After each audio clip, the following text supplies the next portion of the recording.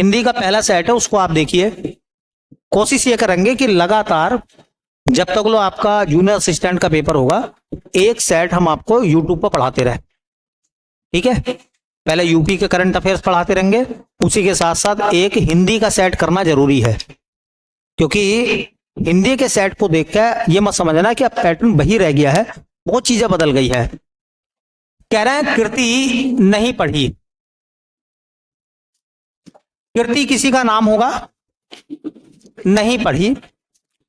अब यहां लिखा हुआ कीर्ति नहीं पढ़ी, वाक्य में कौन सा वाच्य है? कृतवाच्य, भाववाच्य, मिश्र वाक्य या कर्म वाच्य? अब देखो, कीर्ति नहीं पढ़ी, इसका मतलब ये क्रिया जो है, भाई कीर्ति कोई लड़की है तो क्रिया पढ़ी है ना, इसका मतलब कर्ता अगर पुल्लिंग स्त्रीलिंग है तो उसकी क्रिया भी स्त्रीलिंग है। अगर यहां हो जाता मोहन, तो मोहन नहीं पढ़ा, मोहन नहीं पढ़ा, इसका मतलब क्या है कि क्रिया किसके हिसाब से बदल रही है? कर्ता के। और जब क्रिया अपने कर्ता के हिसाब से बदलती है तो फिर वो वाच्य कैसा होता है? कृतवाच्य। तो इसका सही आंसर लगेगा ए ऑप्शन, कृतवाच्य है। जब क्रिया का लिंग वचन कर्ता के लिंग वचन के अनुसार आता है तो कृतवाच्य है। कृतवाच्य सकर्मक या अकर्मक दोनों में से कोई से भी हो सकते हैं। बोलो, कर्म हो तो भी कोई फर्क नहीं पड़ेगा, ना हो तो भी कोई फर्क नहीं पड़ेगा। ठीक है, चलिए अब देखो ये क्वेश्चन देखना आप, इसको देखो। ये कह रहा है हृदय में संचित रति आदि स्थायी भावों का कार्य मन और वचन की चेष्टा के रूप में प्रकट होना क्या कहलाता है? अब ये कह रहे हैं कि इसमें आपको सही जवाब बताना है, क्या लगेगा? व्यभिचारी भाव, विभाव, स्थायी भाव, अनुभाव या इनमें से कोई नहीं? क्या होगा?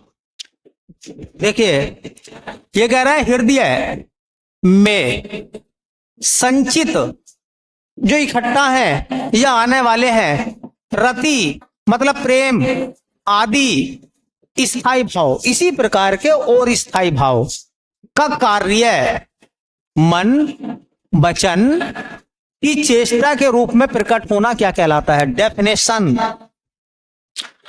डेफिनेशन है ये। अब इसमें कह रहे हैं क्या वो व्यभिचारी भाव है, विभाव है, स्थायी भाव है, अनुभाव है, ये इनमें से कोई नहीं है। मन के अंदर आने वाले भाव संचारी भाव कहलाते हैं, और संचारी भाव को हम क्या कहते हैं? व्यभिचारी भाव। व्यभिचार जो हमारे मन में चलता, और जो भाव काया के द्वारा प्रकट होते हैं, मन में तो आते हैं लेकिन वो चेहरे से पलट लिए जाते हैं, उन्हें अनुभाव कहते हैं। तो मन में संचित, मन में आने वाले भाव क्या कहलाते हैं? व्यभिचारी भाव, या इसी को हम कहते हैं, बोलो, संचारी भाव। और इनकी संख्या तुमने सुना होगा कितनी होती है? 33। रस रस पढ़ के चले जाते हैं, पता चलता रस तो कोई और पी गया है, हमें तो वो छछेड़ू मिल लिया। फिर इसमें वही तो बात हो गई, रस पढ़ लिए, स्थायी भाव, ये वो दुनिया भर की चीजें पढ़ रही, सवाल कहां से रख दिया? डेफिनेशन से। और भाषा देखो इसकी, भाषा पे काम करना आपको। चलिए लो जी, निम्नलिखित में से पर्यायवाची शब्द है। कह रहे हैं कौन से एक दूसरे के पर्यायवाची है? पूछने का तरीका देखो, पहले कह रहे सूर्य का पर्यायवाची बताओ, कौन सा इसमें से पर्यायवाची नहीं है वो बताओ। अब कह रहे हैं कौन सा सेम पर्यायवाची है? तो हुतासन का मतलब क्या होता भैया? आग, और अनल का मतलब भी, ये दोनों करेक्ट है। देखो, ओक और दहन, ओक एक पेड़ भी होता, ओक का पेड़। पुरंदर और इंदिवर, पुरंदर इंद्र को कहते हैं, इंदिवर कमल है। हैरंब और कंसारी, तो हैरंब कौन है? गणेश। और कंस का अरी, भाई कंस प्लस अरी, कंस का दुश्मन कृष्ण, तो कंसारी किसका बना पर्यायवाची? कृष्ण का। तो दोनों समान पर्यायवाची कौन से ऑप्शन में है? पहले वाले में, ए में। देखना पर्यायवाची के पूछने का पैटर्न बदल गया भैया। कह रहा है साहित्य दर्पण के रचनाकार कौन है। अपना पूछ लिया कामायनी किसने लिखी है, अब नहीं पूछ रहे कुरुक्षेत्र को किसने लिखा, अब नहीं पूछ रहे कि चिदंबरा को किसने लिखा। अब कह रही है आप बताओ पढ़ कर आए हो तो साहित्य दर्पण का लेखक कौन है। कह रहे हैं भोजराज है, विश्वनाथ है ना, लिखा हुआ कतुक है, भरत मुनि है। या अगर भैया कोई नहीं पता तो ई भी लगा सकते हैं, ठीक है। तो उनका नाम है विश्वनाथ, याद रख लेना। आगे भी साहित्य दर्पण, साहित्य दर्पण को किसने लिखा है, या विश्वनाथ ने लिखी है किताब जिसका नाम है साहित्य दर्पण। रचनाएं देखो किताबें किस फॉर्मेट में उसने पूछी है, ध्यान रखना फॉर्मेट देखो। और ये पता कहां से उसने उठा लिया है, हकीकत बताऊं रस वाले चैप्टर में ये लिखवाते हैं आपको, ध्यान ही नहीं है। देखो लो जी, देखियो रस निकल लिया कि नहीं निकल लिया कुछ है ना। देखो पूछने का पैटर्न देखो, बड़े खुश होते थे रस रस आ गया है ना। ये कह रहे हैं हाँ कौतुकार्थ अनुपयुक्त वचन या विकृत रूप रचना से आह्लाद, आह्लाद कहते हैं आनंद युक्त मनोविकार हो तब कौन सा रस होता है।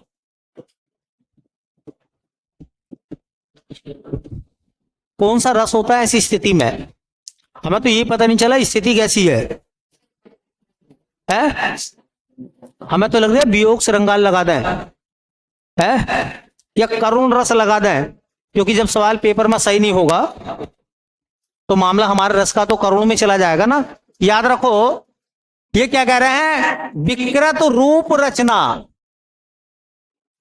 टेढ़ा मोड़ा मुंह बना लेना, उल्टे सीधे कपड़े पहन लेना, उल्टी सीधी टोपी लगा देना, ये रचना जो है वो विकृत हो जाएगी, बेढंगी हो जाएगी। और बेढंगी संरचना किसकी होती है, जोकरों की। अरे जोकरों की बेढंगी पोशाक नहीं होती है, शंकुकार टोपी पहन लेंगे, लंबी सी नाक लगा लेंगे। विकृत रूप संरचना रौद्र शांत अद्भुत हास्य है या इनमें से कोई नहीं, तो हास्य रस। मैं ये नहीं कह रहा, मैं ये बताना चाहता हूं आपको कि वो जो हिंदी आपने 3 साल पहले पढ़ी थी और आज जो हिंदी आ रही है उसका देख लेना एक बार, डेफिनेशन भी देख लेना, पूछने का तरीका देख लेना। जूनियर असिस्टेंट का पेपर है यही, अभी तो मैं पेपर करा रही हूं ताकि आपको लगे कि लो जी निम्नलिखित में से कौन सी रचना महादेवी वर्मा जी की नहीं है। अब इसका ये ऑप्शन तो हो नहीं सकता। मान लो कौन सी रचना महादेवी वर्मा ने नहीं लिखी है, सांध्य गीत है ना, शोकोच्छ्वास, गीत पर्व, आत्मिका, या इनमें से कोई नहीं। तो ये भी रचना महादेवी वर्मा की है, ये भी। शोकोच्छ्वास को किसने लिखा है, इसका लेखक कौन है, जयशंकर प्रसाद। शोकोच्छ्वास की रचना किसने करी है भैया, इसका मतलब बाकी जो 3 किताबें बच गई वो किसने लिखी है। अब नाम लिखने की जरूरत नहीं है, रचनाएं देख लो। अभी साहित्य दर्पण आया था, अब सवाल आया तो रचना का कैसी रचना पूछी है। बिल्कुल ही ऐसा लग रहा है जैसे कि वो गुस्से में भुना बैठा है और कह रहा है पास किसी को नहीं करूंगा। अरे भाई ऐसा पेपर यही तो बताता है, हिंदी शासन जी के था अभी जनवरी के पेपर में। चलिए उसके बाद में कह रहे हैं देखो, जहां उपमेय या प्रस्तुत की उत्कृष्ट उपमान या अप्रस्तुत के रूप की संभावना या कल्पना की जाए वहां कौन सा रस होता है। जहां संभावना या कल्पना की जाती है वहां पर कौन सा रस होता है, ये बताना है आपको। उपमा, उत्प्रेक्षा, रूपक या दीपक, या इनमें से कोई नहीं। जहां संभावना या कल्पना की जाए, बोलो। जहां उपमेय या प्रस्तुत की उत्कृष्ट उपमान या अप्रस्तुत के रूप में संभावना। भाई उत्प्रेक्षा की परिभाषा क्या है? उपमेय में उपमान की जहां संभावना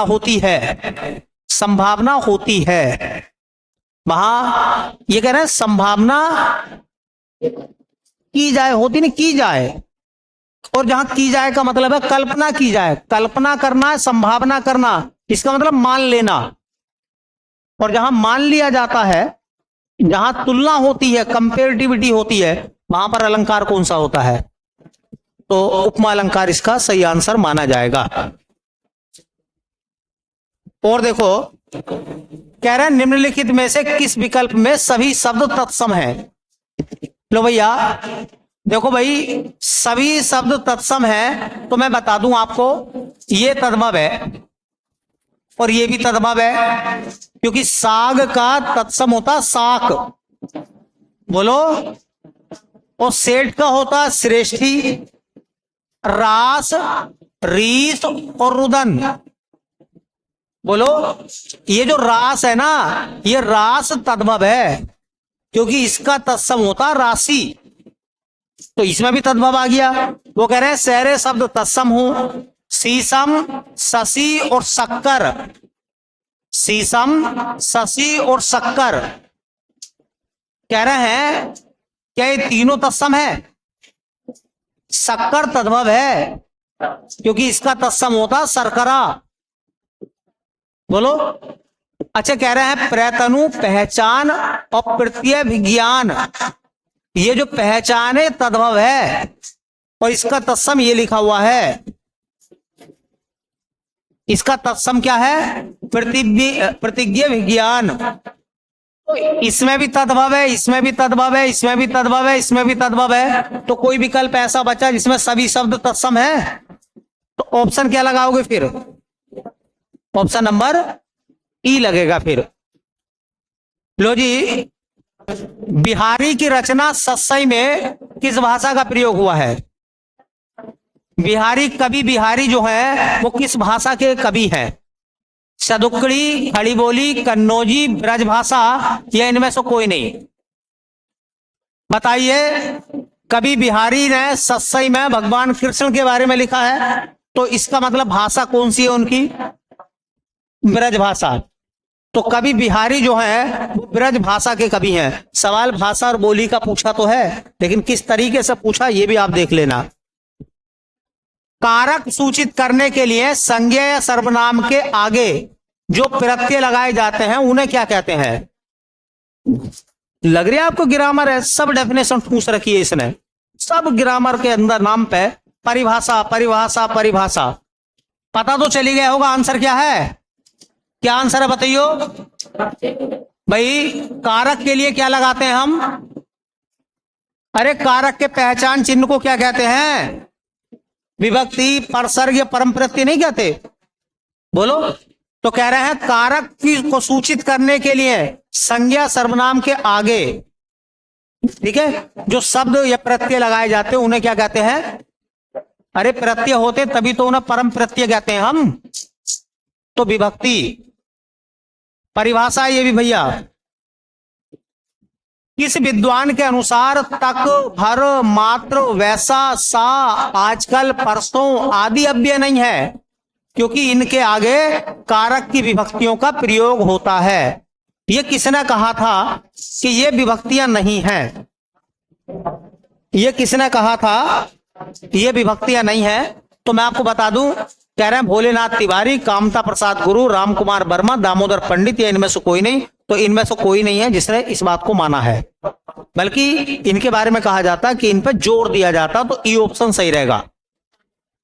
इक्षु का तद्भव बताओ, ये तो आसान है। चलो भाई, इक्षु का तद्भव क्या बनाओगे? ईक। भाई इक्षु का तद्भव, इक्षु तत्सम है ना, तो ईसा, ईक, इयत, ईट क्या बनेगा? कह रहे हैं फूले कास सकल मही छाई, जनु वर्षा ऋतु प्रकट बुढ़ाई। कह रहे हैं इन पंक्तियों में कौन सा रस है? सॉरी, कौन सा अलंकार है? पहचान है ही, मनु माने मनु, जनु जान जनहू। तो जनु आया कि नहीं आया? और जनु किस में आता है? ऑप्शन कौन सा लगेगा? सी ऑप्शन, उत्प्रेक्ष अलंकार। ठीक है, तो अलंकार भी पूछा है। देखना थोड़ा सा किधर वो बैठा हुआ है। रीति काल को श्रृंगार काल की संज्ञा किसने दी? किसने कहा था कि रीति काल जो है वो एक श्रृंगार काल है? ये भी डेफिनेशन है, देखो परिभाषा।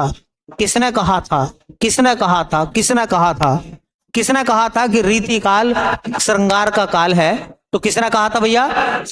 विश्वनाथ प्रताप मिश्र ने। विश्वनाथ प्रताप मिश्र ने। ये सेट में इस वजह से बता रहा हूं आपको कि हिंदी को इतना हलवा मान के मत जाना। ठीक है, हाँ, उस हलवे में भी लोहे के चने हैं। उस हलवे में लोहे के चने हैं। पेपर जीके का आसान करके हिंदी का टफ बना रहे हैं। अब पढ़ो। लो जी, कह रहे हैं उन्मादिनी किसकी रचना है? उन्मादिनी को किसने लिखा है? किताब है उन्मादिनी। तो सुभद्रा कुमारी चौहान, मीराबाई, कृष्णा सोबती, मंजुल भगत या इनमें से कोई नहीं? तो सुभद्रा कुमारी चौहान को ने लिखा उन्मादिनी। ठीक है, उन्मादिनी को किसने लिखा? सुभद्रा कुमारी चौहान ने। लो, कह रहे हैं निम्नलिखित में से कौन सा कुसमस शब्द का पर्यायवाची नहीं है? कुसमस शब्द का पर्यायवाची नहीं है, कौन सा नहीं है ये बताना है आपको। अब मैं बताता हूं, देखो ये लिखा हुआ है मनसिजा या मनसिज, ये कामदेव है। पंचसर भी कामदेव है, कंदर्प भी कामदेव है, और ये जो देव नदी है गंगा है। तो कौन सा हो सकता भाई? इसका मतलब यह है, हाँ, कुसुमस। कुसुमस भी प्रिय पर्यायवाची किसका है? कामदेव का है। तो ये कह रहे हैं इनमें से कौन सा कामदेव का पर्यायवाची नहीं है, ये बताना था। तो देव नदी। तो किसका पर्यायवाची है? वो गंगा का। चलिए और देखते हैं, रामाज्ञा प्रसन्न किसने लिखी है? अभी तो कल बता रहा था मैं। अरे मैंने कल क्या कहा था आप लोगों से? मैंने कल ये कहा था कि तुलसी की, कबीर की, सूर की रचनाएं पढ़ लो भैया। अरे जी के बनाएगी तो हिंदी में आ जाएगी। रामाज्ञा प्रसन्न, रामलला नेचू, गीतावली, दोहावली, कवितावली, है ना, ये सब किसने लिखी है? तो क्या आंसर लगेगा इसका? Tulsidas. Option number A. Bharat मुनि ने अपने नाट्य शास्त्र में भावों की संख्या कितनी कही है? भरत मुनि ने अपने नाट्य शास्त्र में कितने भाव बताए हैं? ऑप्शन 20, 33, 8 और एक ऑप्शन दब गया, इसे भी ऊपर लेकर आएंगे, छोड़ेंगे नहीं कुछ भी। हाँ जी, 9 या इनमें से कोई नहीं। अब सुनना मेरी बात। अरे जाग रहे हो? अरे जाग रहे हो? सुनो भैया, एक तो होते हैं स्थायी भाव। अरे सुनो, एक क्या होते हैं? स्थायी भाव।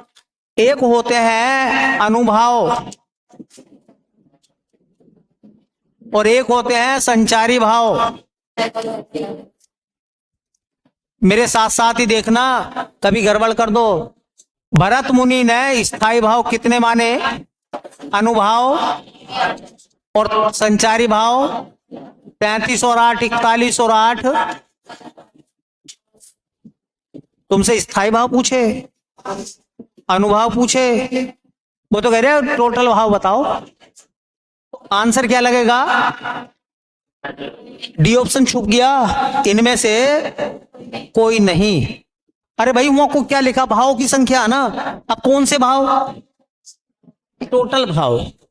ठीक है, तो कितने भाव है? 49। चलो, माखनलाल चतुर्वेदी को किस पुस्तक के लिए साहित्य अकादमी अवार्ड मिला था? अरे भाई माखनलाल चतुर्वेदी को किस किताब के लिए साहित्य अकादमी अवार्ड मिला था? हिमतरंगिणी के लिए कब मिला था? 1955 में। पेपर देखो, सहरा भाषा से है, सहरा परिभाषा से है।